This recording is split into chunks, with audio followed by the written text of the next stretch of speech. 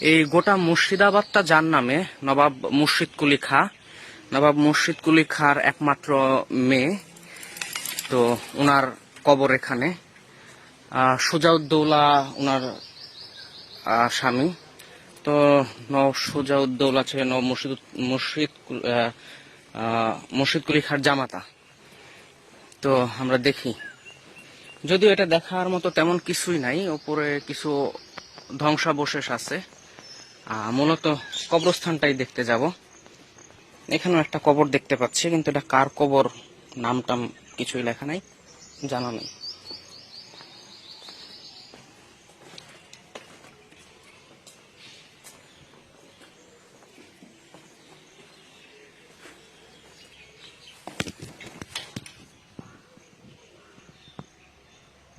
এই যে মুর্শিদ কুলি খাঁর মেয়ের কবর।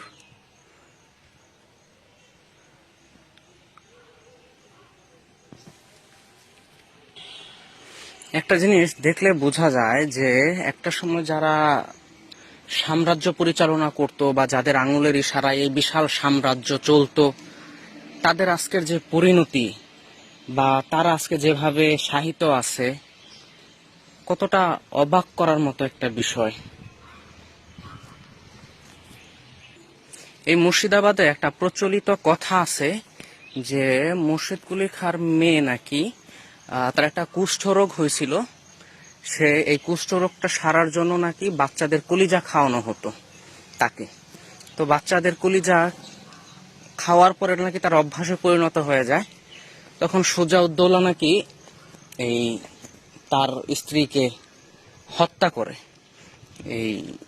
এরকম একটা প্রচলিত কথা আছে। কথাটা সত্যতা মিথ্যা আসলে এটা জানা সম্ভব না। আসলে একটা প্রচলিত প্রবাদের মতো আর কি একটা কথা এই কথাটা। এখানে একটা ধ্বংসাবশেষ দ্বার আছে।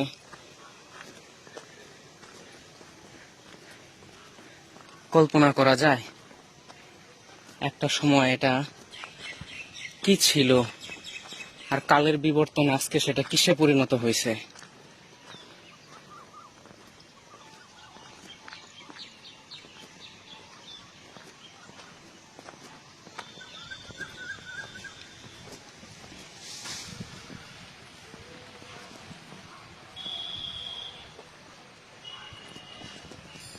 এখানে আসলে দেখার মতো আর তেমন কিছুই নাই, এইটুকুই।